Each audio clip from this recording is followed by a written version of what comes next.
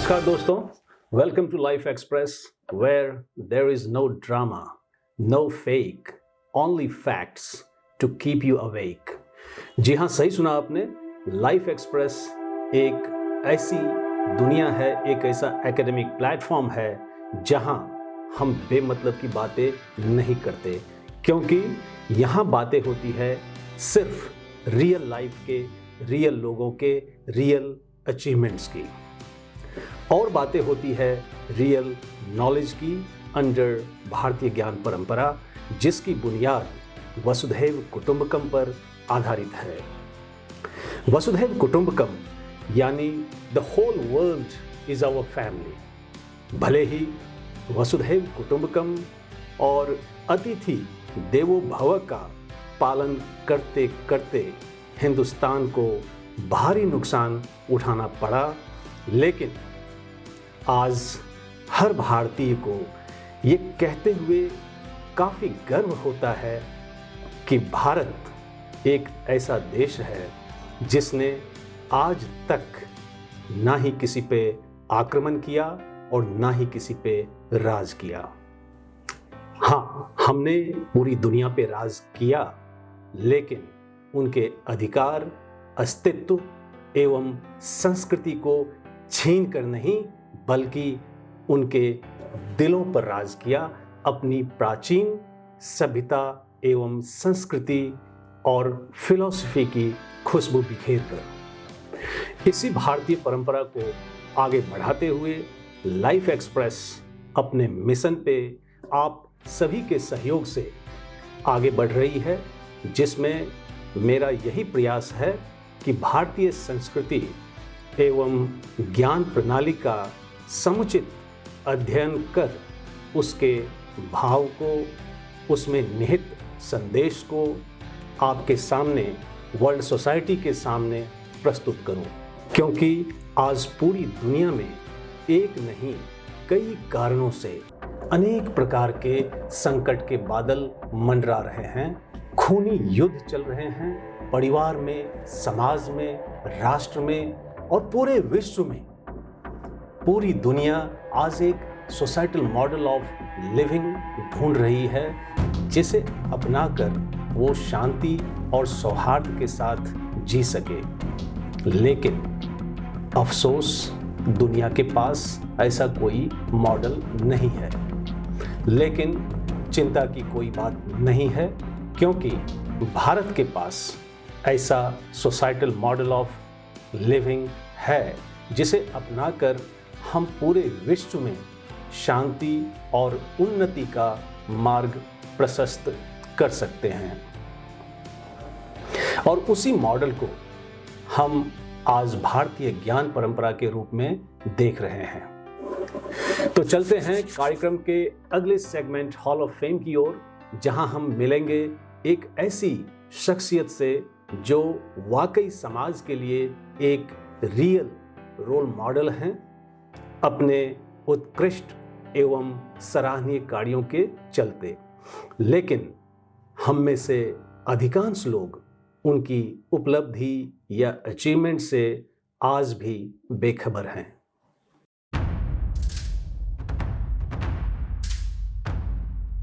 नमस्कार दोस्तों, आज के हॉल ऑफ फेम में हमारे साथ एक बहुत ही खास मेहमान हैं, जिनके जीवन से जुड़े कई रोचक तथ्य हैं। इससे पहले कि हम उन रोचक तथ्यों को जानें उन्हीं की जुबानी, मैं चाहूंगा कि सबसे पहले मैं आपको अपने विशिष्ट अतिथि का एक संक्षिप्त परिचय दे दूं। वैसे तो हमारे आज के विशेष अतिथि किसी परिचय या पहचान के मोहताज नहीं हैं, लेकिन औपचारिकता का निर्वहन करते हुए मुझे ये बताते हुए अपार हर्ष की अनुभूति हो रही है कि लाइफ एक्सप्रेस के इस हफ्ते के हॉल ऑफ फेम में हमारे साथ जो विशेष अतिथि हमारे मध्य उपस्थित हैं, वे हैं वर्ल्ड फेमस साइंटिस्ट, परम आदरणीय डॉक्टर बलराम सिंह जी। डॉक्टर सिंह का जन्म 11 अगस्त 1958 को उत्तर प्रदेश के सुल्तानपुर डिस्ट्रिक्ट में एक सामान्य पर शिक्षित परिवार में हुआ था। बचपन से ही अपनी विलक्षण प्रतिभा एवं उत्कृष्ट कार्यों के बदौलत उन्होंने समाज में अपनी एक अलग पहचान बना ली थी। यदि हम उनके शैक्षणिक जीवन पर प्रकाश डालें तो हम पाते हैं कि उन्होंने अपनी प्रारंभिक, माध्यमिक तथा उच्च शिक्षा अव्वल दर्जे से सफलतापूर्वक पूरी की।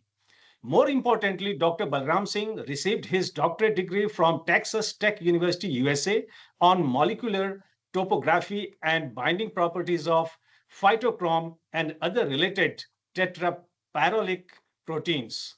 In his illustrious academic career of more than 3 decades, Dr. Singh has held several dignified positions in different premier institutions of high repute across the globe.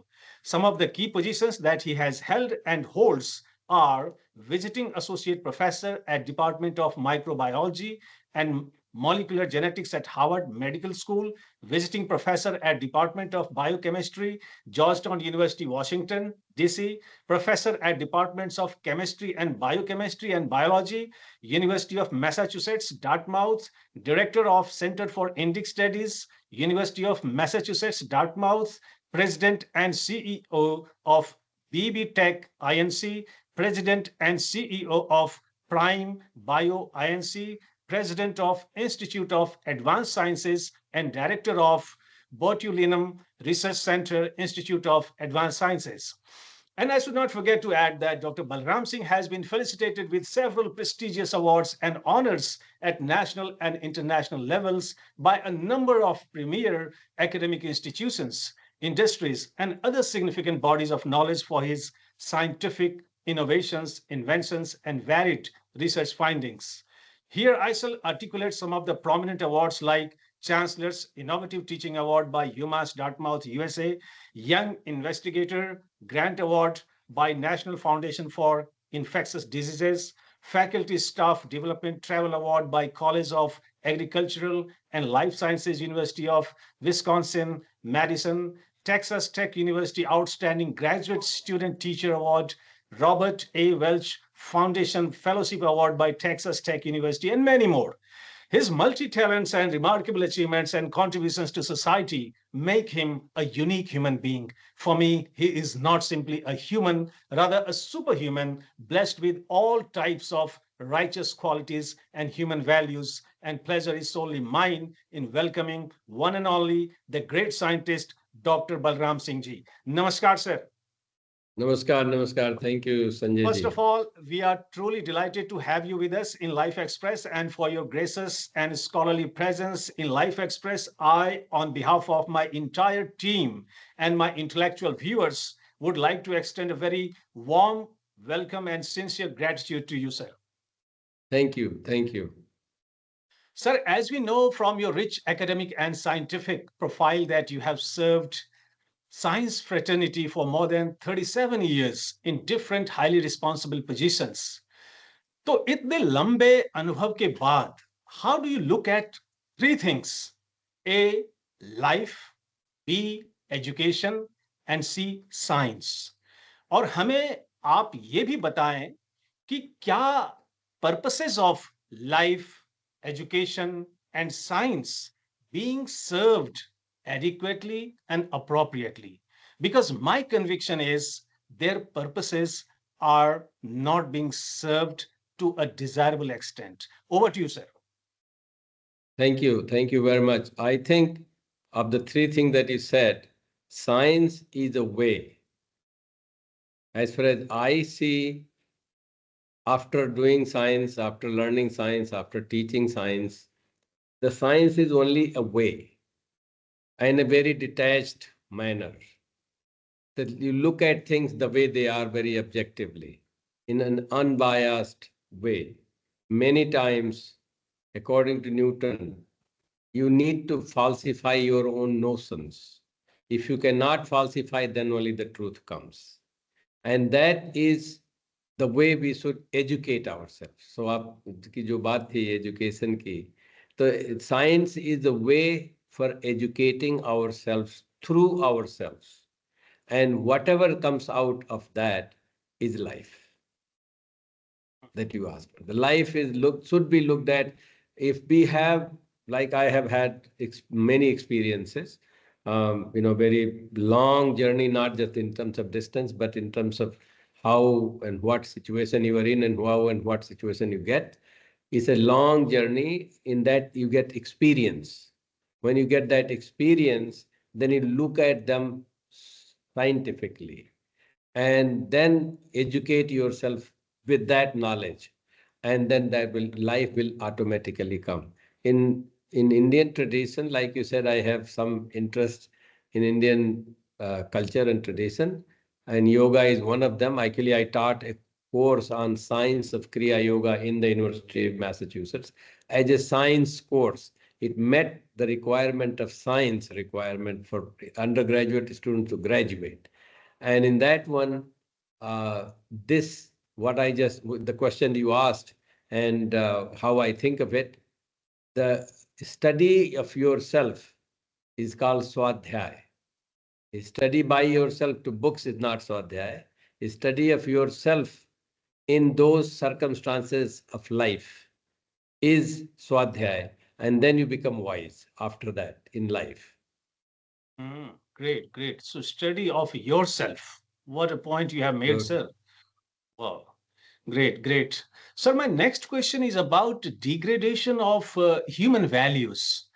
2008 में you had come up with a presentation titled Scientific and Spiritual Values within the Indian Joint Family Practices.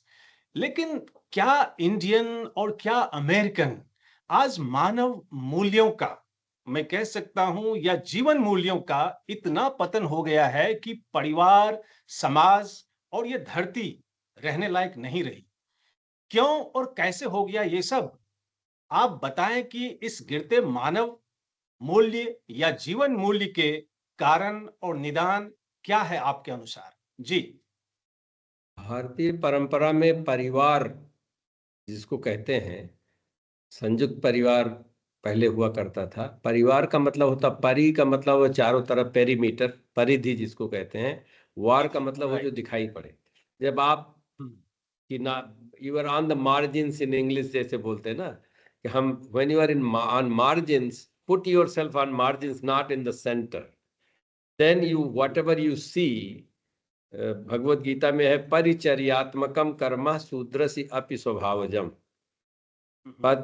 परिचर्यात्मक मतलब चारों तरफ से घूम घूम के जब आप सेवा करते हैं लोगों की, ये आत्मकम, आत्मभाव से, उनको आत्मभाव से कर दिए। नहीं हम नौकरी कर रहे हैं, नौकरी हमको किसी ने पैसे दिए तो हमने उसके लिए कुछ काम कर दिए, झाड़ू लगा दिए, पोछा लगा दिए, जो भी, या पढ़ा दिए, टीचिंग कर दिए, रिसर्च करवा दिए, जो प्रोफेसर्स कर रहे हैं।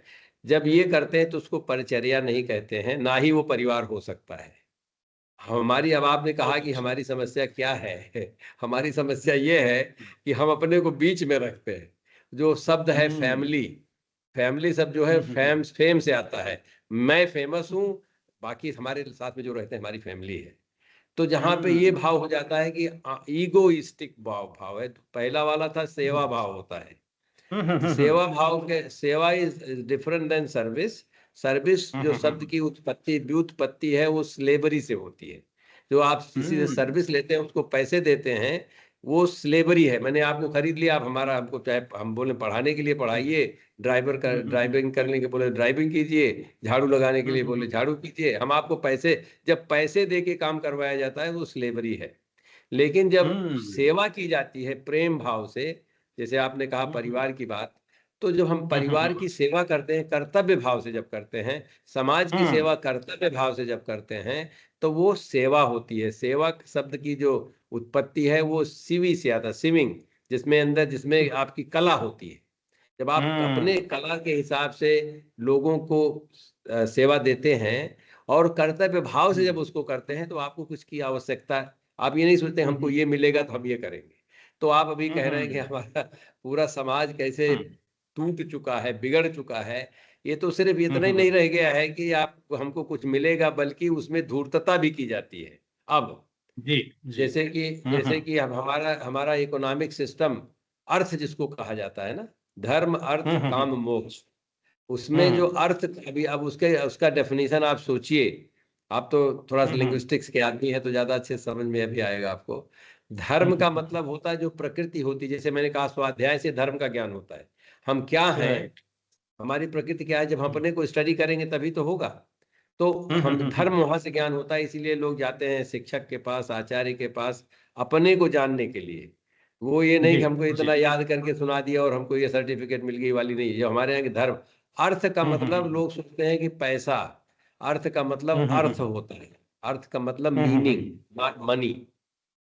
अर्थ का मतलब जब आपको अर्थ समझ में आने लगेगा, अपने जीवन का अर्थ समझ में आ जाएगा, तो आपको कुछ नहीं चाहिए। और जब वेरी ट्रू, धर्म अर्थ, वेरी फिर ट्रू। तभी आप कोई काम कर सकते हैं। अब वो काम की भावना, लोग कहते हैं कि काम की भावना मतलब डिजायर, तो आपको तभी डिजायर करना चाहिए जब जिंदगी का अर्थ समझ में आ जाए, तो उसके बहुत ही हिसाब अच्छा, से बहुत ही। ही अच्छा। और अगर आपने, आपके वो डिजायर वहां पे वो उसके भाव से आ गए, जो अर्थ के हिसाब से जीवन का अर्थ अगर समझ में आ गया, वो मोक्ष अपने आप प्राप्त हो जाता है। तो जीवन का ये जो बहुत नियम हमारे यहाँ पे बताया गया है, भारत के परंपरा में, भारत के दर्शन में, भारत के रीति रिवाज में, वो इस तरह से बताया गया है कि आपको कोई चिंता करने की बात ही नहीं, सिर्फ कर्तव्य करिए, अपने अपने को समझ के कर्तव्य करिए। परिवार जो है हमारा पहला क्षेत्र है, जहां हम पैदा होते हैं, जहां हमको ये संस्कार मिलते हैं, और जहां हम अपने इन कर्तव्यों का पालन करते हैं। जब ऐसा करेंगे तो संसार में कोई विघटन नहीं होगा, इसके अलावा विघटन ही विघटन होगा। क्योंकि दूसरी तरफ वो वहां पे अर्थ को मनी मान लिया, तो मनी सब कुछ हो गया, बाकी सब बेकार हो गया। तो इसलिए कोई किसी का केयर नहीं कर पाता है। बहुत अच्छा सर। मुझे तो ये लगता है कि आप एक वैज्ञानिक होने के बावजूद मतलब आपने भाषा वैज्ञानिक आधार पे इन सारे मतलब जीवन मूल्यों को जिस तरह से आपने परिभाषित किया, वो तारीफ़ काबिल है सर। तो बहुत ही जी, अच्छा मैं विश्लेषण केमिस्ट्री आपने। का आदमी, जी। मैं केमिस्ट्री का आदमी हूँ। केमिस्ट्री में जो है वो एटम अक्षर के बराबर माना जाता है। राइट, अक्षर जिसका राइट। क्षय नहीं किया जा सकता, एटम जिसका क्षय नहीं किया जा सकता। इसलिए मुझे थोड़ा सा आसान हो जाता है आप लोगों की भाषा समझना। नहीं, नहीं, बहुत ही अच्छा विश्लेषण आपने दिया सर ह्यूमन वैल्यूज़ को लेकर के। और ह्यूमन वैल्यू को ही लेकर मेरा अगला प्रश्न है, लेकिन वो साइंस के संदर्भ में है। यहाँ हम आपसे ये जानना चाहेंगे कि why science is not setting any ethical boundary और ethical considerations in its scientific invention and innovations. Here I feel science and scientists should take a pause and find some quality time to contemplate over how mankind can be saved and served properly, because we all have witnessed biggest genocide, or I will call it massacre of mankind, in the form of lab made or man made coronavirus used as a biological weapon as part of biological warfare. So not only that, you take examples of atom bombs used in Hiroshima and Nagasaki, lethal missiles used in ongoing wars in Israel, Syria, Ukraine, and many other countries. God knows where today's science and technology will be heading to.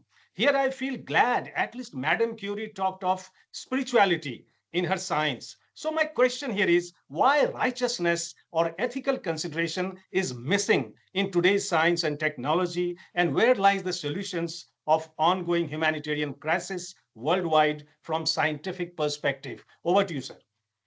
Scientific perspective, for a scientist to do something is very limited, because it is in a system that is, आप एक व्यवस्था है जो, जिसको world order भी कह सकते हैं। इन 1700s एक वर्ल्ड ऑर्डर की व्यवस्था बनी, वेस्टफैलिया की लड़ाई हुई थी यूरोप में। 30 साल तक लड़ाई चली थी वो। तो जब यहाँ पे युद्ध होने लगते हैं, जहाँ बीमारियां होने लगती हैं, सब लोग, पीपल ओनली रिस्पॉन्ड। जिस व्यवस्था की आप बात कर रहे हैं साइंटिफिक रूप से सोचने की, तो वो they have to be in charge and they have to be free. तो उसको बनाने के लिए हम अभी साइंटिस्ट क्या, कि उसकी फंडिंग सरकार से मिलती है, उसके इंस्टीट्यूशन सरकार के मिले, सरकार चलाने वाले राजनीति के हिसाब से करते हैं, वो साइंस के हिसाब से नहीं करते हैं।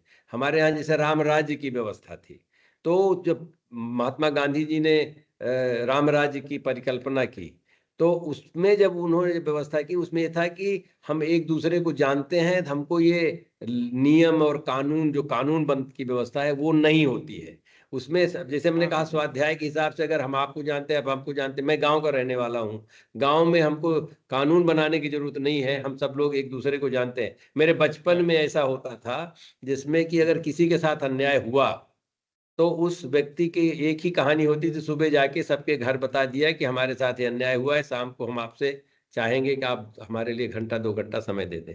और शाम को सभी लोग इकट्ठा अपना ऑब्लिगेशन मान के जाते थे, और वहीं पे क्राइम हुआ है, जिसने क्राइम किया है, जिसने विटनेस किया है, जो उसका विक्टिम है, सब एक साथ 1 घंटे 1.5 घंटे में सबका तय हो जाता। सभी पहली बात तो परिवार की तरह लोग रहते थे। और दंड वो ज्यादा से ज्यादा दंड ये होता था कि आप अपनी मेंड योर वेज और पे सम लिटिल फाइन और लिटिल सम वर्क। अगर आपने ये नहीं किया तो ओनली दंड वाज कि आपसे कल से हम रमरमी जयरमी बंद, मतलब आपसे नमस्ते प्रणाम खत्म, और कुछ किसी को नहीं किया जाता।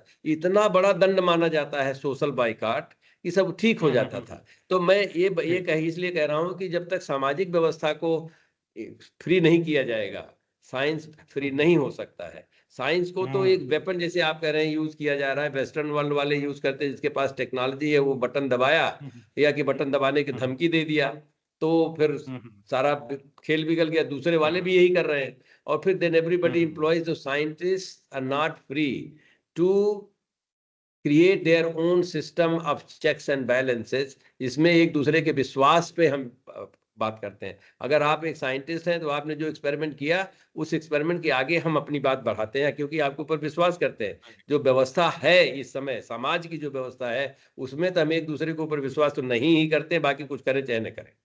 इसलिए हमारे यहाँ का जज बनाया गया है, कोई कानून पहन के बैठा, कोई वकील काला कोट पहन के घूमता है, वो सब समझाते हैं। साइंस वाले का कुछ वहां पे है नहीं। अगर जैसे मैंने आपसे पहले बताया कि अगर साइंटिफिक वे में एजुकेशन दिया जाए कि सभी लोग कुछ करके सीखें, कुछ करके समझें जिंदगी क्या है, तो देन इट विल बी, जो आप कह रहे हैं कि science people everybody will be science to certain degree. कुछ लोग टेक्नोलॉजी वाला करेंगे, कुछ लोग जीवन वाला करेंगे। जब वो सभी को साइंटिफिक बात पता रहेगी तो everybody knows how to do it, and then only sustainable world will benefit. Very nice, very thoughtful of you, sir. But nice. Well, sir, as you specialize in life sciences, especially biophysical chemistry, so from that perspective, I, as well as many of our viewers, would like to know the future prospect of biophysical chemistry from career and employment perspectives. Because not only in science, rather I can say in all other fields, today we are not sure what does the future hold for us. Because the career flights that our students are taking today will not necessarily land them at the right airport, 5 or 10 years down the line. So what would you like to say or counsel or our budding or aspiring scientists in terms of their future readiness? Yes, sir. Biophysical chemistry is an evolving field of integrative science. So we had physics first. In science, the physics came first. People started learning what is this, what is astronomy, what is particle, what is material. Then they started manipulating it. Oh, it can be changed. I can understand that temperature बढ़ाओ, इसका ये concentration घटाओ, इसमें हम कुछ बना लेते हैं। केमिस्ट्री का हुआ, अल्केमी कहा जाता था पहले जमाने में, कि वो कुछ चीजें उसके पूरे एलिमेंट्स को नहीं समझते थे फिर भी बना लेते थे।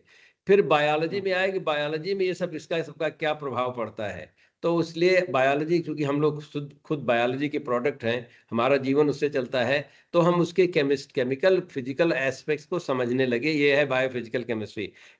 इसके एक तरह से कह लें तो ये this is a skill to do biotechnology.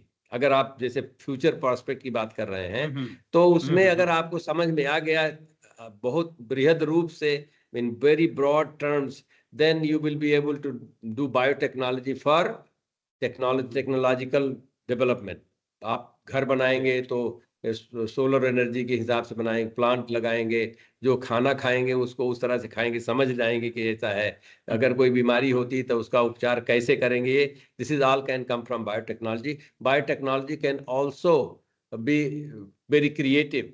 तो you can create energy, you can create solar energy, you can create even medicine by using biotechnology, by cellular technology. In my lab also we are doing some of those things. We can create medicine by cells, by bacteria. You just tell them. In a way, I gave a seminar last year in JNU and I called it biotechnology, which is based on biophysical chemistry, जो आपने हमसे सवाल पूछा, is a kind of Brahma technology. जैसे ब्रह्मा जी चीजों को बनाते हैं, वो तरह की ये ब्रह्म टेक्नोलॉजी है। इट शुड बी ब्रह्म को ऐसा नहीं मानना चाहिए कि कोई देवता है, ऐसा है। वो जो भी व्यक्ति करता है वो ब्रह्म टेक्नोलॉजी, ब्रह्म के ज्ञान को ही बढ़ाता है आगे। और इंटरेस्टिंगली उनको ब्रह्मा जी को प्रजापति कहा जाता है, जिसको हमारे यहाँ कुम्हार कहते हैं, जो कुल्हड़ बनाता है ना, एक तरह से वो बायोटेक्नोलॉजी है। और वो भाव से जब साइंटिस्ट करने लगते हैं तो वो साइंटिस्ट जो हैं बायोटेक्नोलॉजी वाले होते हैं। बायोटेक्नोलॉजी का future in the world is very very bright. Right right right. और ये बहुत ही बड़ी जानकारी हमें मिली है कि बायोटेक्नोलॉजी ये ब्रह्म ज्ञान के तरफ हमें लेके जाएगा। Great great great. जी जी जी। सर, सेकंड लास्ट क्वेश्चन, उसके बाद में हम ये कंक्लूड करेंगे अपनी चर्चा को। सर, हम तो भारत में रहते हैं और आप अमेरिका में रहते हैं। यहाँ हम कोशिश में लगे हैं कि भारत कैसे फिर से विश्व गुरु या नॉलेज सुपर पावर बने, और वहां आप भी उसी उद्देश्य और लक्ष्य तक पहुंचने में लगे हुए हैं। जैसा कि आपके कई लेखों को पढ़ने से पता चला है, जैसे कि role of Indian diaspora in the socio political, econo scientific and self image of India inside and outside of its borders. तो मेरा यहाँ प्रश्न ये है कि can India really become a knowledge super power? Because there is a paradox. On the one hand, we are thinking of making India a Vishwa Guru, global guru, by using our Indian knowledge system. But on the other hand, we are still using, the same Macaulay model of education, or we are still following the best practices of the West. तो क्या आसार आपको दिखते हैं? क्या हम विश्व गुरु बनेंगे या विश्व चेला बन के ही सिर्फ रह जाएंगे? जी। अभी इस भाव से जो अभी चल रहा है, हालांकि there is some initiatives I see, whether is called NEP or इसका the Indian knowledge system.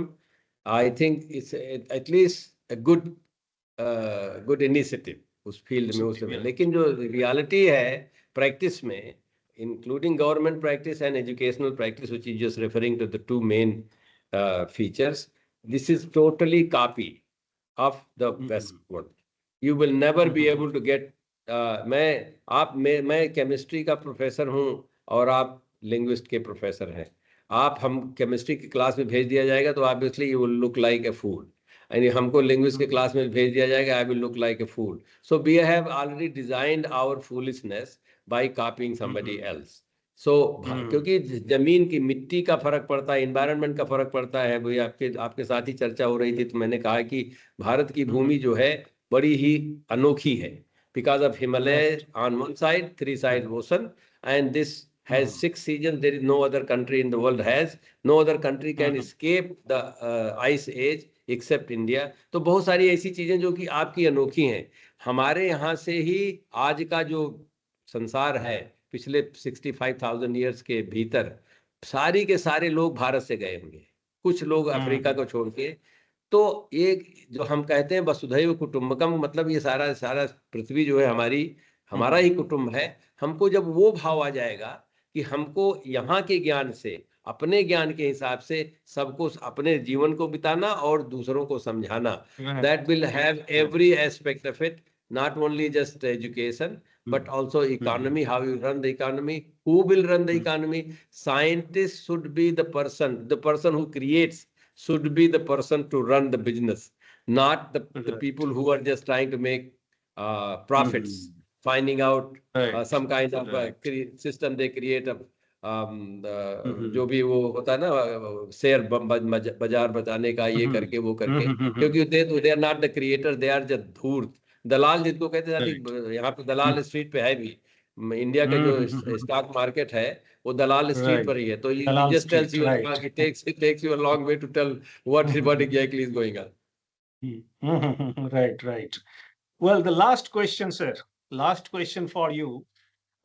In fact, that is not the last question. Rather, I would like to request you to kindly give a message of peace that could help us, create a better species of human with better sense of harmony and coexistence. जी। भारत की सभ्यता में हम भारत को माता कहते हैं। माता जो है हमारी जननी है, उसके शरीर के हम भाग हैं। जब तक मातृत्व भाव नहीं जगेगा सभी के अंदर, मातृत्व भाव, हम जो भी क्रिएट करते हैं उसकी माता हम ही हैं। तो हमको पहली हमारी माताएं उस स्थान पर पहुंचे। भारत की नारियों का बहुत ही उच्च स्थान रहा है। That doesn't mean it was easy. जो हमारे यहाँ पे ऐसा कहा जाता है कि उपाध्यायान 10 आचार्य सताम आचार्य एकम पिता सहस्त्रम पिता एक माता। मतलब ये जो उपाध्याय जिसको हम शिक्षक गण हम लोग हैं, ये 10 ऐसे उपाध्याय मिलके एक आचार्य के बराबर होते हैं, और 100 आचार्य एक पिता के बराबर होते हैं, और 1000 पिता एक माता के बराबर होते हैं। जिस दिन भारत माता उस मातृत्व भाव को जग जाएगी लेके, कि वो देखभाल करेगी वसुधैव कुटुंबकम के हिसाब से। लेकिन माँ का मतलब होता है ना, जो कहे नहीं करना है तो आपको नहीं करना है। तो जब दिन ये संयम आ जाएगा कि वो संस्कार वो देगी, लेकिन जो वो अगर भारत माता के रूप में उसने कह दिया कि ये नहीं तो नहीं, बाकी कुछ करो। अगर माँ ने कह दिया कि ये सही नहीं, लेकिन माता को उस रूप में आना पड़ेगा जिसमें कि she is 1 million times more important then a teacher. Great great, बहुत अच्छा सर। आज आप हमसे जुड़े उसके लिए आपका विशेष धन्यवाद, और आपके सराहनीय साइंटिफिक अचीवमेंट्स के लिए लाइफ एक्सप्रेस की जूरी ने आपके लिए एक अवार्ड की घोषणा की है, और वो अवार्ड है life express icon of India award. और इस अवार्ड को सहर्ष स्वीकार करने के लिए मैं अपनी टीम और अपने समस्त दर्शकों की ओर से आपको कहूंगा ढेरों बधाई। So thank you for connecting with us. God willing, we shall connect in future with some other pertinent issues and questions, So thank you very much once again, sir. Thank you. Thank you so much. Thank you. LXP Icon of India Award is proudly presented to Dr. Balram Singh for his exemplary contributions to Indian and global science fraternity on 13th January 2025.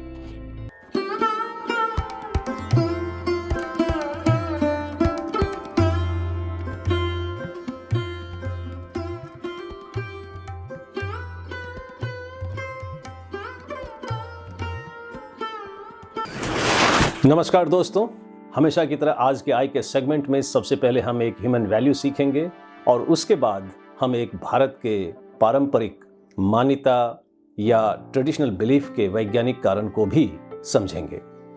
लेकिन पहले हम बात करेंगे human value की। पिछला human value जो हमने Hindi alphabet के जरिए सीखा था वो था थावस, और जिस मानव मूल्य का आज हमने चयन किया है वो है द से दया, जिसे आप इंग्लिश में काइंडनेस कहते हैं। दया एक ऐसा ह्यूमन वैल्यू है या मानवीय गुण है जो ये दर्शाती है कि आप दूसरों के प्रति कितने संवेदनशील हैं, आप में कितनी सहानुभूति है। ना सिर्फ कष्ट में बल्कि सामान्य स्थिति में भी यदि आप दूसरों की देखभाल करते हैं तो हम कह सकते हैं कि आप में दया है।